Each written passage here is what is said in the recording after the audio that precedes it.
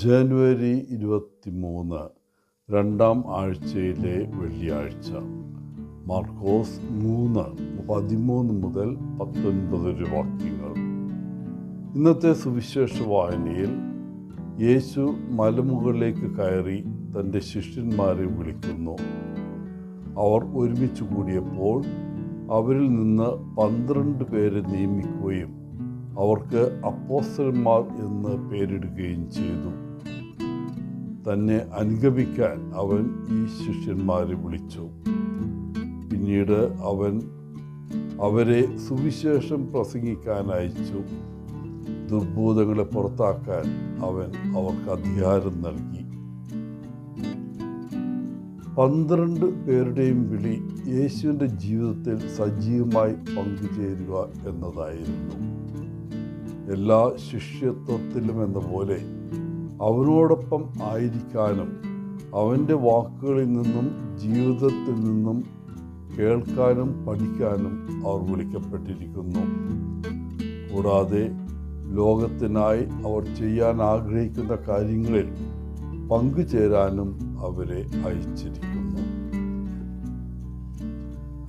പ്രിയപ്പെട്ടവരെ, ഇന്ന് യേശു നമ്മെ തൻ്റെ ശിഷ്യന്മാരാകാൻ വിളിക്കുന്നു.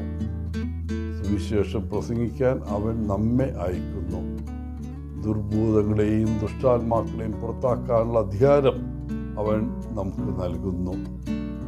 നമ്മുടെ കാലത്ത് നാം ആ ദൗത്യം നിർവഹിക്കണം. നമ്മുടെ വാക്കുകൾ, പ്രവൃത്തികൾ, ഉത്കണ്ഠകൾ എന്നിവയിലൂടെ നമുക്ക് സുവിശേഷം പ്രചരിപ്പിക്കാൻ കഴിയും എന്നതാണ് യേശു നൽകുന്ന സമ്മാനം. മറ്റുള്ളവരോടുള്ള സ്നേഹത്തിനും കരുതലിനും ദുർഭൂതങ്ങളെയും അശുദ്ധാത്മാക്കളെയും പുറത്താക്കാനുള്ള ശക്തിയുണ്ട്.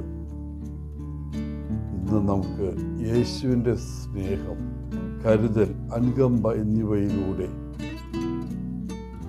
കർത്താവിൻ്റെ സുവിശേഷം പങ്കിടാൻ കഴിയും. യേശു നമ്മോടൊപ്പം നടക്കുകയും നമ്മെ ശക്തിപ്പെടുത്തുകയും ചെയ്യും. യേശു എങ്ങനെ പ്രവർത്തിക്കുമോ അതുപോലെ പ്രവർത്തിക്കുക. അങ്ങനെ നാം കണ്ടുമുട്ടുന്ന ഓരോ വ്യക്തിക്കും നമ്മൾ മഹത്തായ ഒരു സമ്മാനം ആയിത്തീരും. എല്ലാവർക്കും നല്ലൊരു ദിനം ആശംസിച്ചുകൊണ്ട് ഒത്തിരി സ്നേഹത്തോടെ ഓളച്ചൻ CSSR ഫ്രോം കേരള.